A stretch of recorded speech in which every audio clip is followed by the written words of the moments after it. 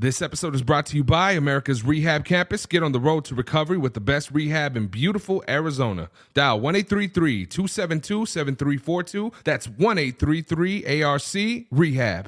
Ladies and gentlemen, you are now tuned in to the ARCast.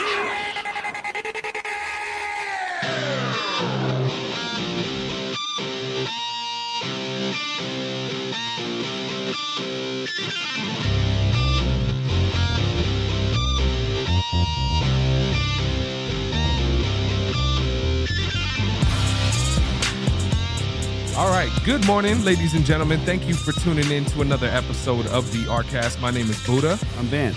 I'm Michaela.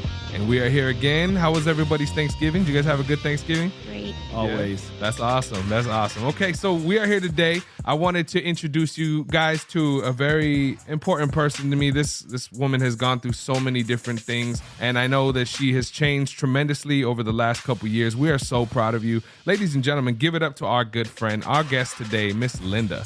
What is going on, Linda? How are you? I'm doing well. Doing good? Yes. All right. Thank you for joining us today. We appreciate it. I didn't realize we are going to have a live studio audience. Dude, I'm telling you, tickets have been sold out for months now. You guys got to hit us up soon, man. It's huge.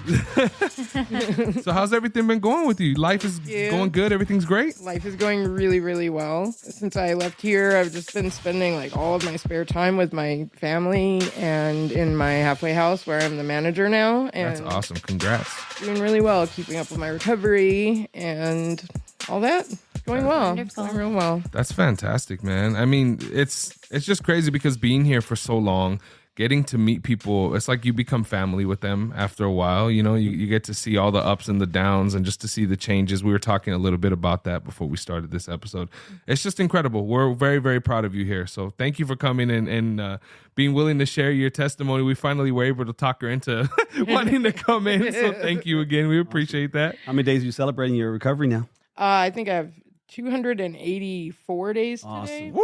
Wow. That's awesome. Wow. 284 days. Sit down, crowd. I know. Order. That's cool. So, all right, where are you working now? I'm just working for my dad at the moment, and I'm managing my halfway house. Yeah, Which is honestly pretty much a full-time job. It's pretty busy. that's pretty cool. Yeah, Is this somewhere close by here? it is. We're over by the Fries on Swan. Oh, okay. Yeah, That's cool. Yeah. All right. So, over the years, like I said, we've known each other for quite a bit. I think the first time I met you was in 2018 or 2019? 2019. 2019. And I never get an opportunity. We always meet the clients where they're at, but we never have an opportunity to really find out who they are and where they come from and the things that they've experienced in their life. So, as you know, being a part of the ARCast is one of the things that we do. Vance, what is the scripture that says about talking about your testimony? Well, so actually, that's all through scriptures that we're supposed to actually use our testimony so we can offer hope to somebody else. So Offer hope to somebody else. So being able to come in here and to have people share their testimony it's been an amazing experience. And, being able to get to know you. And now I'm just so curious about Linda, like from before, like how everything happened, how everything started. So let's go into it, man.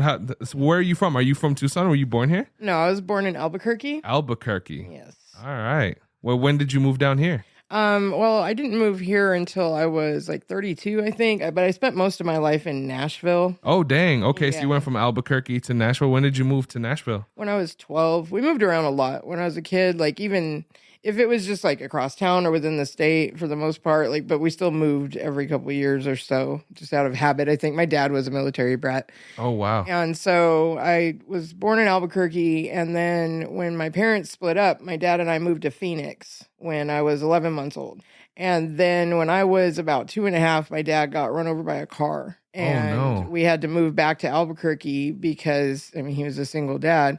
And so we had to move in with his parents when I was very young. Did your dad pass away from that car accident? No, he did end up ultimately losing one of his legs. Uh-huh. But he's now 72 and he's in better shape than I am.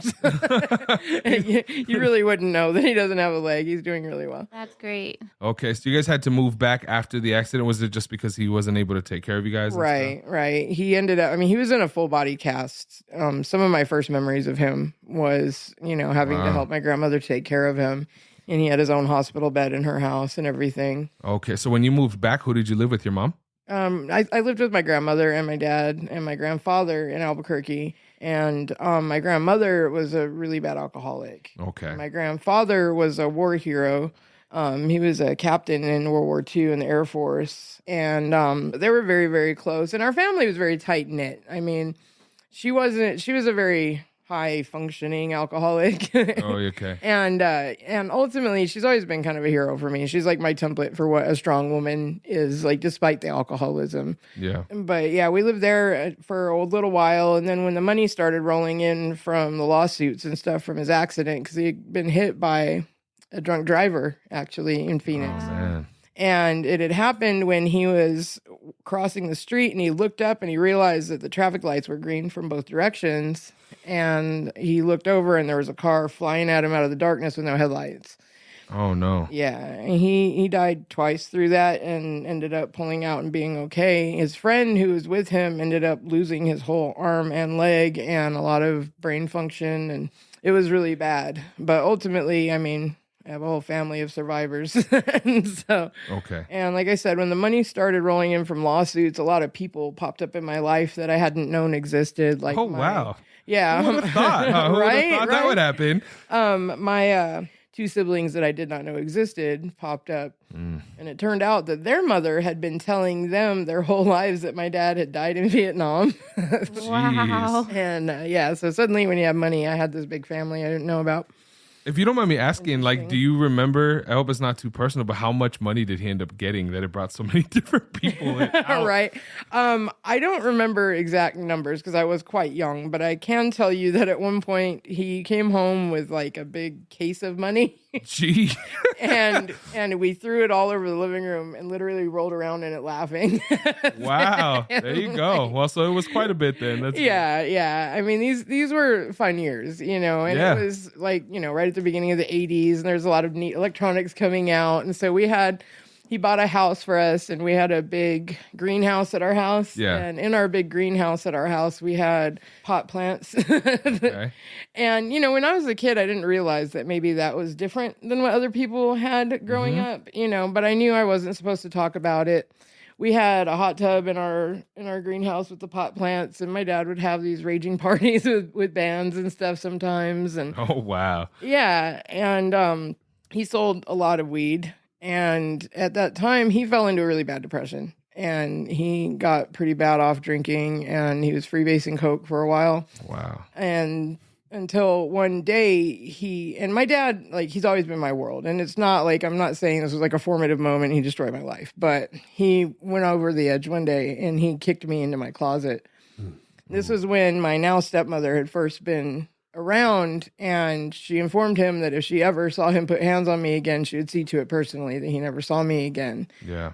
And then she came and talked to me and told me to tell him that I wanted him to quit getting high. And I did, and he did for the most part. I mean, they smoked weed most of my life, but I mean, for the most part, we had a relatively sober household after that. I hate to cut you off, but this is so biblical what you were saying, because when you're bringing up all the money, and I always go to the Bible, and the Bible says the root of money leads to all sorts of evil. Oh, yeah. And you start talking about what happened with the Yep. yes. Yep. Wow. So What thanks happened? for validating what Scripture says. Yeah, that's great. And then your dad, I'm guessing, didn't have a lot of money before that, right? I mean, we were never like bad off.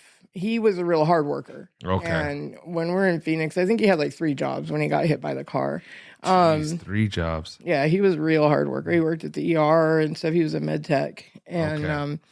you know, he would put me in daycare, and he had people who would babysit me at night if he had to work or whatever. I mean, my dad he did well for us. I was just asking because I read an article just this morning that was talking about some of the lottery winners. There was one lottery winner in particular that went bankrupt in 82 days. Oh, yeah. 82 days. Yeah, that happens a lot. He was actually pretty smart with it, as he could be. I mean, he bought a house, and he bought a couple cars, and he bought all the things, all the electronics and things. Yeah. I mean, we did okay. And then, of course, he got disability, and, you know, and so, I mean, we did all right. We were never like destitute or anything. And then he got married, and we moved out of Albuquerque Okay. to this very, very, very small town where I went to reservation school and we bought a farm. But it was, the late 80s and then the economy was iffy. Was this in New Mexico as well? Yeah, this is in Peña Blanca, New Mexico. Peña Blanca. Oh, I've been there before. Okay. Oh, really? Yeah. Wow. It's a tiny little place. But yeah, my stepmom at that time was our big money maker. She Okay. worked for this company that they designed like the stealth bomber. If you've ever heard of that, little things like that for the U.S. government during the Star Wars program. Wow. And I never knew that then because it was classified. I never knew that until very recently. But she was doing really well. And then tragedy struck, as it often does in my family. Found out that she had osteoarthritis of the spine and she had a debilitating liver disease that we now know as hepatitis C that she had never known about. Yeah, she was like, before they even knew what that was, she had that. And so we ended up selling the farm and moving up to Michigan to be closer to her family. And I loved Michigan. It was really beautiful. We were like north of Green Bay, like in the Upper Peninsula. And it was really pretty there. Spent a couple years there. And then my grandmother came down with cancer. Oh, no. And so suddenly my life was relatively tumultuous. I had also left out something very important. When I was 9, I was molested by my sister. Yeah. Wow. And I was always terrified to say anything about it. But when we lived in Michigan and I was 10, she moved back with us. And at that time, my dad was spending months at a time in New Mexico with my grandmother. And that kind of left me to my sister's devices quite a bit. Yeah. And I mean, she had me smoking cigarettes and she kept trying to put me in really adult situations a lot. I've always had the feeling that she was trying to sell me on different occasions in my life. And so, I mean, my life was kind of going into a tailspin already at that young of an age. Yeah. And then when I was 12, my grandmother, I had my final conversation with her. And my dad, kind of freaked out. He pulled me and my sister out of school and decided that we were just going to travel, which for some families that might have been fine, but him and my stepmom have always fought a lot. Not physically, but they've always fought a lot. And so, putting all of us in a car together was probably not the best idea. And everything went badly. They ended up splitting up for a while, and she went back to Michigan and we went to Tennessee. That's how I landed there. Okay. So when you say that your dad was freaking out, was it because of the conversation or was it because of your grandma passing away? It was because he knew that she was going to die. Oh, okay. And there was a lot of problems starting in the family where, the family kept saying, that he was some kind of a traitor because he was saying, well, she smokes and drinks all the time and she has cancer and he was the only one that seemed to care, and he was the only one that was also taking care of her, and it caused a huge rift in my family. We had been pretty tight-knit, kind of typical Italian family, and then it just kind of all started to fall apart, and my dad kind of buckled under the weight, Yeah.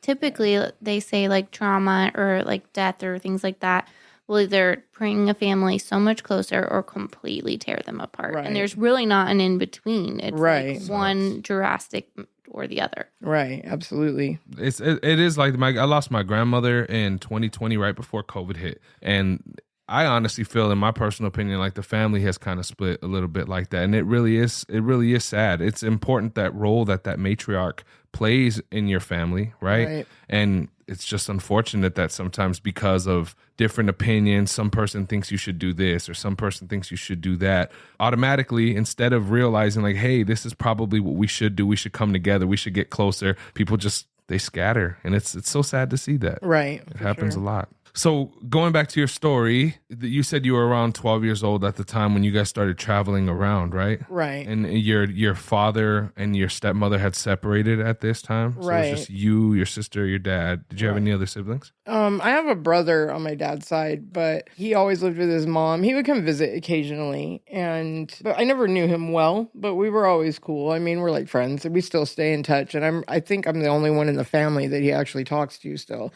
Wow. But he was just kind of never around much. But when I did see him, it was always nice. But yeah, so the three of us moved to Murfreesboro, Tennessee, which is just south of Nashville.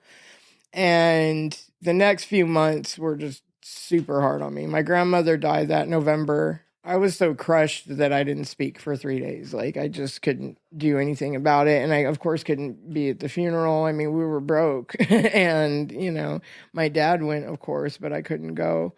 And it was really hard. I was basically just like, my dad started drinking a lot and staying out a lot. And my sister was the one who was there, and she was bringing a lot of guys to our house, and she was trying to get me to do a lot of drugs. I was drinking at this point just for lack of anything, knowing what to do. How much older was she?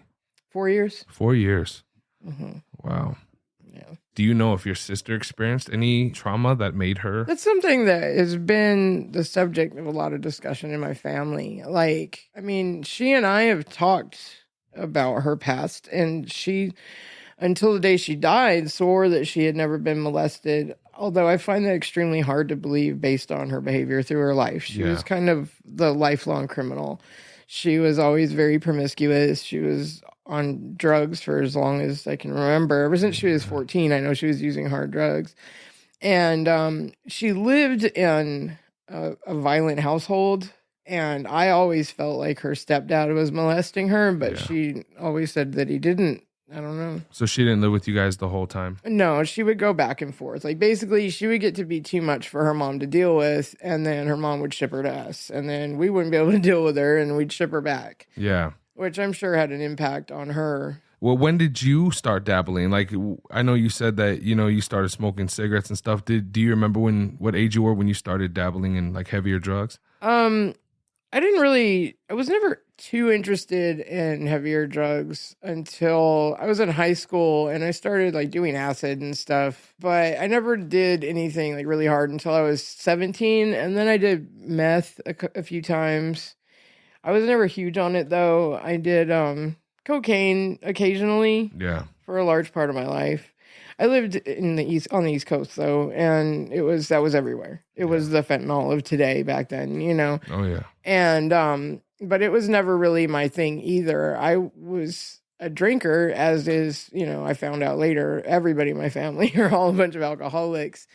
And when I would drink, I drank very heavily, but it was never a demon for me. It was just like, whatever. One day I just looked back and realized I hadn't had anything to drink in like a year and a half, and that was over 10 years ago now. Wow. But I partied a lot. Partied a lot.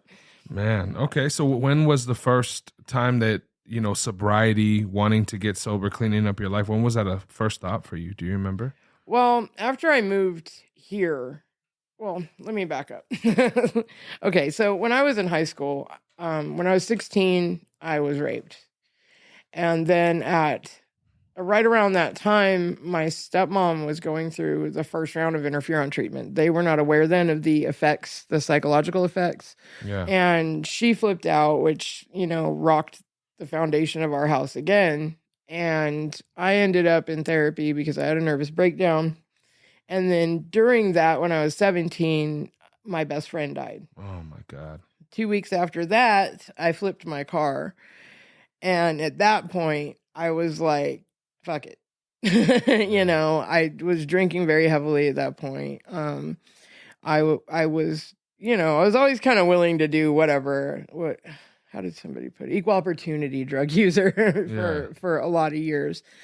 But again, I never really had a problem. And I mean, I've had a lot of traumas between then and now, which, especially after I moved here to Tucson, I had a lot of horrible things happen. And it kind of all culminated in me ending up with a stalker, and I lost my kids, and kind of all these horrible things were going on at the same time, and I fell apart under it. And that's when I started doing meth a lot. Wow. And my stalker ended up, he hunted me like an animal for like a year and a half. And through all of this, I was, off and on homeless and just trying to live, And honestly, I thought that I was just crazy until I found out that it really was happening. I really did have a stalker. And then he ended up setting my house on fire with me inside of it. Wow. Yeah.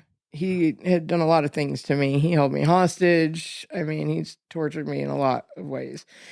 And so shortly after all that happened and I had him put in prison and everything, like I kind of started to do a little bit better. And then after I signed my guardianship away from my kids, I just was like, well, what the fuck is the point? Why should I be sober? I didn't see a particular future, because even if I had stayed sober, it's not like I was going to uproot my kids and rip them out of the house where they have had an actual home that I couldn't have ever given them. But on the other hand, that just left me feeling empty. And that is something that I've noticed, like by and large with people, that's the major trauma that makes them just say, fuck it, is when you lose your one reason for living. Why, and that was where everything just got bad for me. And so I started messing around with meth a lot and heroin. And then my sister died of a heroin overdose. And what was strange about that for me was that while we weren't close, and I mean, I didn't really know how to feel about it, it just like triggered something in me. And I went really off the rails with heroin at that point. How long ago was that when she passed? That was, I want to say like 6 years. 6 years ago? Almost. Yeah. She died right before Christmas. And I don't know, like it just seems ridiculous in my head, that was when I just fell apart under that and started doing the thing that killed her whole hog all the time. And, obviously that came with all of the wonderful, wonderful things that go along with it. You don't know all the gifts you're going to get with heroin until you're in all the relationships that are horribly abusive and, living on the streets and getting arrested all the time and all those things. Yeah. And then what really kind of set me on my path to sobriety was the realization that I could lose my children's love altogether. Yeah. Because I found myself in jail in 2018 and neither of my children would come to the phone. And that told me like what I needed to know. I know what it means when my kids say that they're busy. And that was when I first decided to try. I got out of jail and I struggled and I kept going to detox and I kept going to detox. But I didn't really know the process. And so through all of that during 2018, I had heard about this place called the Arc that was brand new. And I'd had a few friends go here and tell me, you should go there. Like, I think you'd really like it. It's really nice, da, da, da. And so after several trips of trying to go to different detoxes, I didn't know there was an actual detox here. I went to CBI and I inquired and they brought me here to detox the first time. And that was in 2018? Mm-hmm. Well, it's 2019 by the time I actually got in Okay, here, 2019. So, yeah. In 2019, when you came to treatment, how long were you here at the ARC for? I was here for, I think, 5 months from beginning to end. So you went from the... I did detox, residential, and IOP. And then after that, did you go back to work, or what happened after that? Well, after that, I had trouble. My health home at that time wasn't being helpful at all in helping me find somewhere to go when I left here. And so I found myself immediately on the streets and with a needle in my arm by the end of the day, honestly. And I kept intending to come back because I had this charge from 2018 looming over my head. And I had started out real strong on probation when I was here. And then I left here and everything fell apart. And so I kept meaning to come back. And then I ended up having plans, like actually making plans, like setting myself up to come into detox. And that was when the pandemic hit. Yes, I had gotten back in touch with my family and was like, I'm going to go try to do this again. And then boom, the pandemic hit. And at that point, I didn't know even if it was open or what was happening, A lot of uncertainty during that time. Yeah, it was very, very crazy. But I did have a few friends that were helping me out at that time. And so I really wasn't on the streets during most of it, which made me get real complacent probably about recovery at that point until I was just over it and I just didn't want to anymore. And I had gone from just bad situation to worse situation to worse situation. Yeah. And that was what brought me in last year was I ended up in the ICU and I still don't know what happened. I was living with this guy and I had run to the store to get cigarettes and I came in and I remember throwing the cigarettes on the table and walking into the bedroom and then waking up in the ICU. Wow. And I wasn't sick. I had an overdose. I mean, it was really bizarre. I don't know what happened. Again, the universe has a funny way of working out because, I found myself in the ICU. They thought I had endocarditis or a lot of things. And it turned out that there's nothing wrong with me. After like 8 days in the ICU, I was fine. And the doctor was like, what do you want to do? And I was like, I want to go to the ARC. And so I went to Cornerstone and then I came here. So the doctor pretty much after the 8 days told you, like, we don't know what the heck is going on? Yeah, he was like, your tests are now fine. Like when I got there, my blood pressure was like in the double digits, top and bottom. I mean, it was just really scary. And he thought that I had a problem with my heart. He thought I had a lot of different things. And he would just systematically over 8 days was running tests, X-rays, CTs, all kinds of stuff. And at the end of it, he goes, you have like impeccable blood work. I don't know what's going on. You're perfectly healthy. So I don't know. Like I said. But when the doctor talked to you and you said that you wanted to come to ARC, what made you make that decision at that point? Do you feel like it might have been because of your drug use? I felt, yeah. I felt like it was divine intervention. Like a God shot. Yeah. We hear people talk about that all the time. Yeah, I mean, I do. I believe that. I don't know what's out there, but I do believe there's something much bigger than us, and I do believe it does speak to you sometimes. Mm-hmm. And yeah, and I've actually have tattooed on me. It says, "The universe speaks. Listen." And I got that because I think you should get what's important right there, so you remember it. Yeah. And in a crisis, you go like that. And so, I try to remind myself of that the universe speaks, and when it's speaking, it speaks loudly because you're not listening. Yeah. And to me, that was the universe speaking very loudly to me. And that's one thing that you told me earlier is that when you came in here for the last time that you were here, you had a different mindset. Mm-hmm. Do you think everything that led up to that moment is what allowed you to see everything differently when you came in here that last time?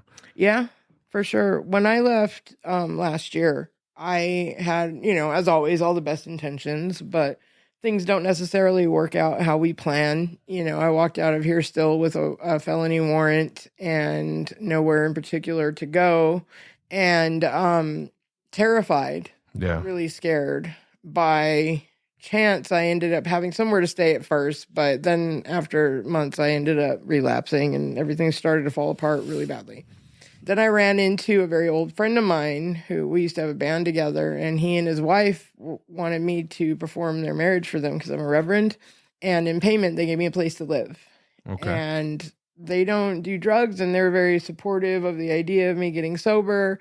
They fed me, they gave me my own bedroom, they got me anything I needed. They were excellent friends. Like, they really helped me. And just having that, like, I realized that all these years, in those moments alone, like crying in the bathroom, just wishing something would happen, I would just pray that somebody would just give me a chance, like that somebody would help me have somewhere to be that was safe, And I realized that I had that all of a sudden, that I had some friends that were not going to just like throw me back out on the streets. Yeah.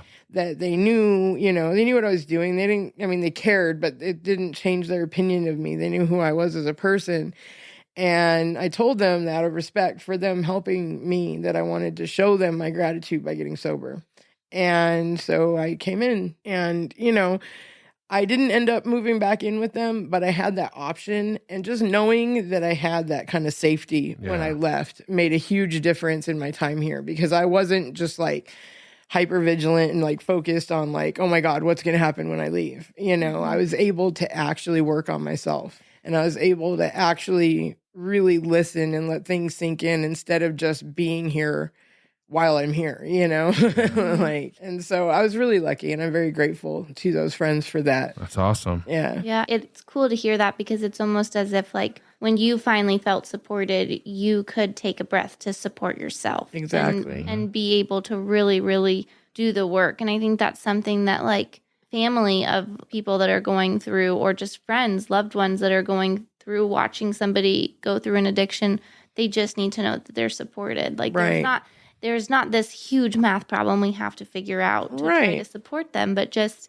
being there, just knowing that you have a support system when you get out. Right, exactly. And that was a huge difference. And then, in my time here, I remade a lot of connections that I've lost in the years, and but a couple of connections that I didn't lose. One was my little sister, who she was born when I was 16. And she and I have always had this, like, our little love affair. She's like my daughter. And people used to think she was my daughter when I would carry her around with me. She looked like me, and but she's been my number one supporter, like, through everything. Like, That's awesome. Even when, my kids wouldn't come to the phone, like, she was there. Like, even though she's in California, like, she was there. There was a lot of times when, I would be on the streets and, I would get my Obama phone for the first time in months or whatever. And she would always message me in those moments, again, when I'm like crying and alone in the bathroom, like, she was there, and her support has been huge for me.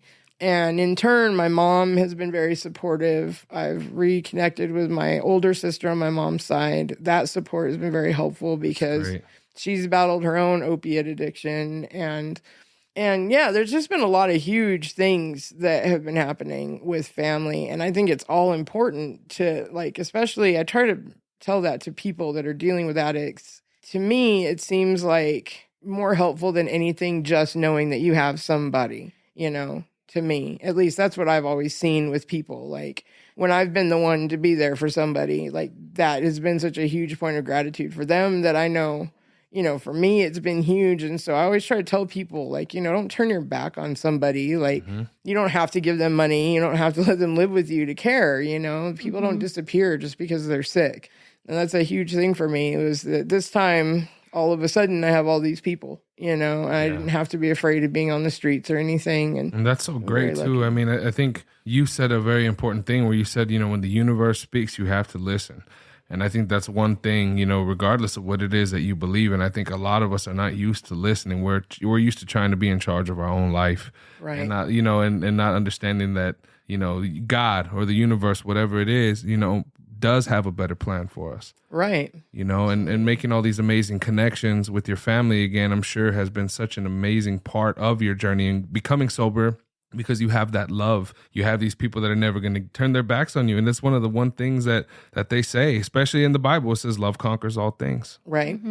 So that's incredible. Well, I always laugh because I am, like, not a good listener. Let's just put it that way. I like to think that I know best. And what I'm praying for, I know that is what I need, like, whatever it is that I'm praying for. So my new prayer lately has been, because I know I don't listen, is if it's not the right door, you got to slam it. You got to break my nose. You got to slam it, because otherwise I'm not going to listen. That's funny. And it's like one of those things where it's like sometimes you need that huge door to close, and it, like, seems like your world is crashing around you, but the little closes didn't work. Right. Yeah. So it's like that final slam. And, that's been my prayer now for quite some time, probably like 10 years. But I just noticed I won't listen unless the door is slammed in my face. And so that's my prayer. That's funny. Slam the door. Yeah, my dad and I were talking the other night about that. And I said, two things that every addict I know has in common is, like, number one, we can't just listen. Like, when somebody tells us something, we can't go, oh, okay, I won't do that. Or, oh, okay, I'll do that. Like, we can't just listen. And the other thing is that we have to do everything ourselves, But yeah, for sure, we don't listen unless it's absurd, It's like, it sucks. But, I mean, I wouldn't trade my life for anything, honestly. Like, it's been hard. It's been very hard, and I've walked through hell a couple times. Yeah. But I mean, I can't lie. I've got great stories, and and I've done a lot of fun things, and I've done a lot of terrible things, and I've seen a lot of beautiful things, and I've been very fortunate in that way.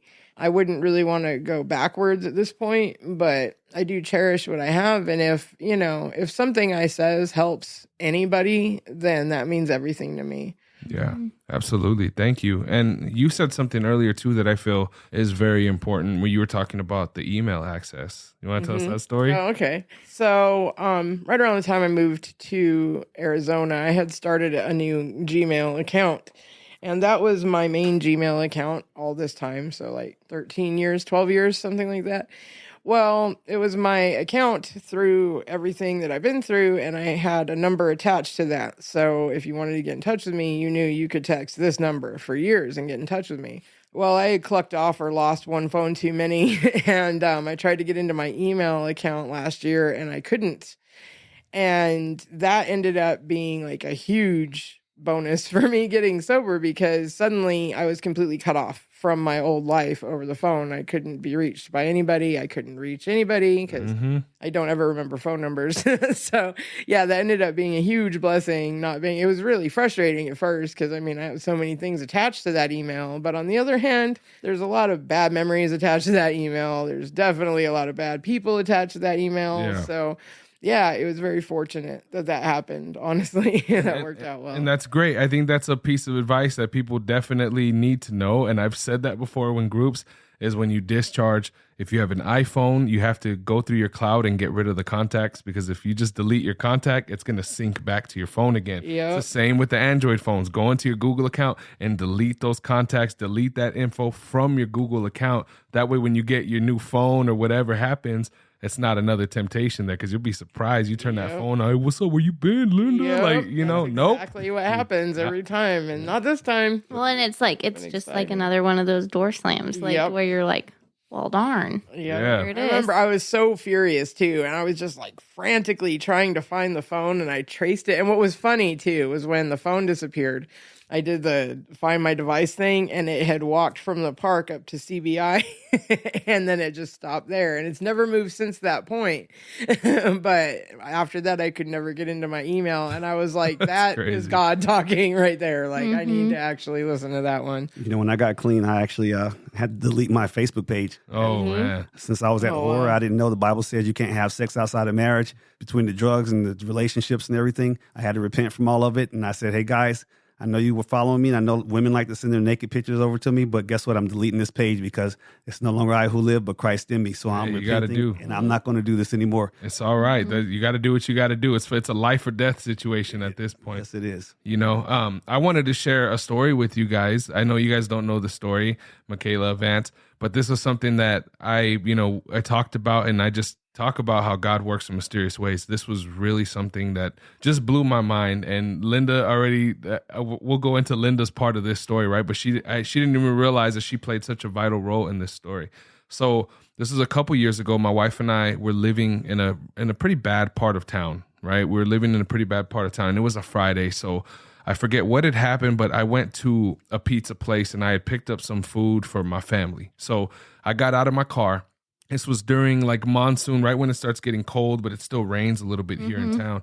I had gotten out of my car and I had my hands full. I went into the house and, we ate or whatever. The next day, my wife, or one of the neighbors came to our door and she told me, she goes, hey, Antonio, I think somebody broke into your car.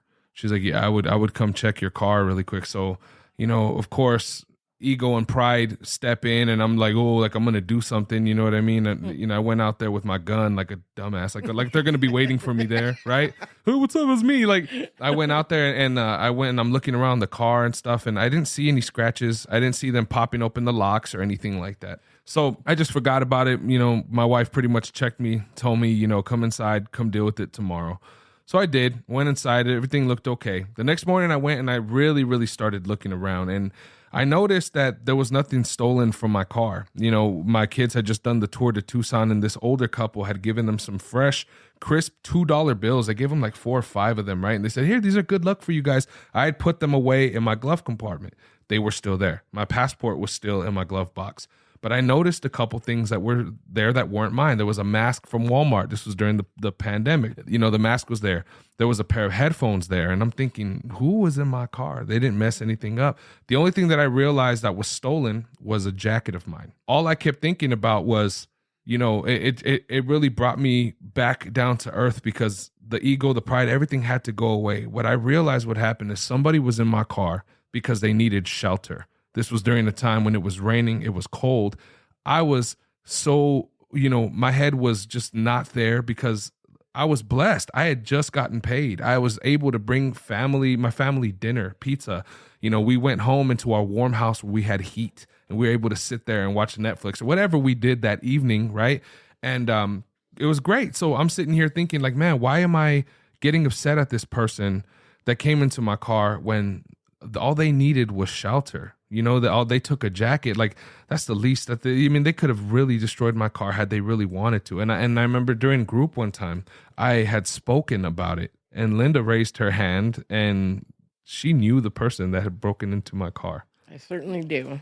And the person that had broken into the car, it was really interesting when Buddha brought it up, because the person had told me that he had been in the rain and he had gotten and he saw this car and he jumped in the car. It was unlocked and he was freezing and he was wet and he grabbed a jacket, and then he realized he had left behind his headphones and his mask. And he had said that he had been to the Ark a couple times and that he had felt really bad because he heard Buddha tell the story and knew that he was the one who had stolen the jacket. And he was like, I felt terrible. And I was like, I mean, tell him. I doubt he's going to freak out on you or anything. But then I had just not even thought about it after that. It was about a month before I had come into rehab, and a lot had happened in that time. And, but the guy he's a very cool guy. He's one of those that I would really like to see him get sober and get off the streets. He's very nice. But then, yeah, I'm sitting in music class and Buddha tells that story. And I was like, I know him. Yeah, it's just crazy. It just made me think like how we don't realize how certain things that we do in life can impact other people. And that to me was just kind of made me feel like God has put me where I need to be. Because who knows what that person was going through. How long ago did this happen, Buddha? Oh man, it's probably been about 2 years now, about 2 years. But that was just one of those moments that it just made me really be grateful and thankful. Like, there was a lesson to be learned there, and I feel like I got it. You know what I mean? I got what God was throwing at me at that point. I was like, all right, man, you just got to remember, look how grateful you need to be on a daily basis. Your family is safe. You and your wife are doing okay. You guys got a little spot. Whatever it is, just be grateful for the blessings that you do have. So did you get a chance to reach back out to that guy to encourage him to get back into treatment? No, I always look for him when I'm in that area, but people move around a lot. Before that night that he had told me that story, it was actually my birthday. And I was super upset because there had been a shooting on my bus and I couldn't make it to my dad's house for my own birthday. And I was literally walking up the street crying on Oracle, and he approached me and was like, oh my God, what's wrong? And he just like cheered me up, and he was like, just come with me. And we hung out. And that was when he had told me that story. And I was like, do you ever think about going back to the Ark? And he was like, yeah, I consider it sometimes. And I was like, cause I'm going to go. Like, I decided like tonight that I have to go back, and he was like, yeah, I mean, I probably will eventually. And I was like, well, why eventually? Like, there's no better time than now. Like, I'm going to go. I said, you should go. Thanks for answering my question, because I was actually going to ask Buddha, did you reach out to try to get this guy back in the treatment? But guess who did? You tried to. Yeah, I tried to. So I'm hoping that he'll come. Yeah. He's a good dude. And, thanks for trying. Well, and who knows? Maybe this won't reach him. Yeah, maybe. And bro, I'm not mad, bro. Like, the jacket probably didn't even fit me, if I'm being honest with you. It's all right, man. Like, enjoy it. But in fact, if he's listening, you can come back and get another jacket for free. Yeah, absolutely. Absolutely.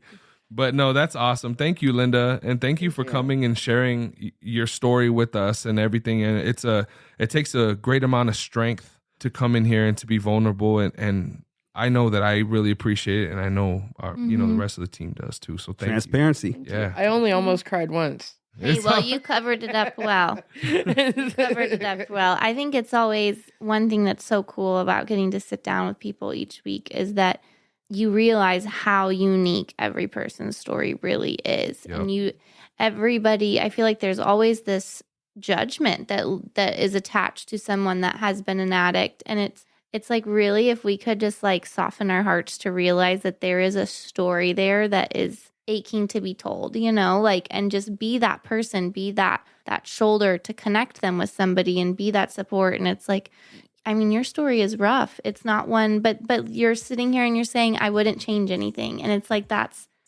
being appreciative for what you've gone through. And I feel like your story is going to reach people. Right. Well, it's like, for me, it's always been this weird dichotomy inside of me because, like, on the one hand, like, I'm a college educated woman. I was always, super smart and, on the dean's list in college and, I have a degree. And so in my addiction, like either people didn't realize that or know that about me, and they were always surprised because I had a mohawk and I was crazy, whatever. But then now people can't imagine that me, like the mohawk crazy addicted me. It's like now I get comments like, well, you're so smart. Don't you work here? And and people are always surprised by that. And that's the thing about addiction is it doesn't care what you look like or where you came from at all. And we are all very unique, but we are all very similar in a lot of ways. And that's what I love about, about the fellowships and stuff is realizing that, I have people just like me everywhere I go. You just got to know where to find them. Yeah, that's Totally. real. All right, well, Miss Linda, I know you said that you have to get going here in a little bit, so I just wanted to thank you. Ladies and gentlemen, please give another warm round of applause to our friend Linda. Thank you so much for coming in. We appreciate it. Thank you. To everyone else out there in the world, make sure you stay tuned. After this show, added a little commercial to the ARCast. You guys have a beautiful day. Much love. God bless. Peace. What's going on, everybody? This is Buddha from the ARCast, and I just wanted to thank you for checking out this week's episode. It means a lot, and if you could share it with a friend or a loved one, somebody in need in recovery, or maybe somebody who just needs that little bit of extra positivity in their life, we'd greatly appreciate it. If you would like to join us here on the ARCast, either in the studio live or online, hit us up. The links are down in the show notes of this episode, and on there, you can find direct links to our main website here at Americas Rehab Campus and all of our social media platforms. Follow us. We keep the posts positive and motivational, focused on recovery, health, and wellness. As you know, in this modern day and age, we need as much love as possible, y'all. And as always, if you or somebody you know is in need of substance abuse treatment, please don't hesitate to give us a call. We're open 24 hours a day, and our direct phone number is 1-833-272-7342. Once again, that phone number is 1-833-272-7342. I hope you all have a beautiful rest of your day. Much love and God bless. Peace.